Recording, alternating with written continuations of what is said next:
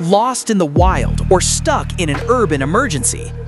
You know you can use a dead Bic lighter to start a fire with its remaining sparks. That's your fire starter. But keep watching, because the real secret is hidden inside. Today, I'll show you how to strip a single part from this lighter to build a working compass that could save your life. Disassemble the lighter to reveal the steel spring. Because of how it's manufactured, this spring is slightly magnetized.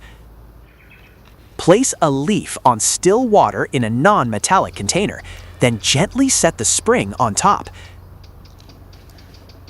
As it aligns with the magnetic north-south axis, use a small stick to mark north. You've just built an improvised compass, critical for wilderness navigation. But wait, why waste your fire source? Use a piezo lighter instead. The inside spring is shorter, wider, and perfectly pre-magnetized. The best part? It floats on water without a leaf. Simply place it on the surface, watch it find north instantly, and mark it. It's faster, more precise, and saves your fire starting sparks for when you really need them. If you found this hack useful, hit subscribe for more essential survival engineering.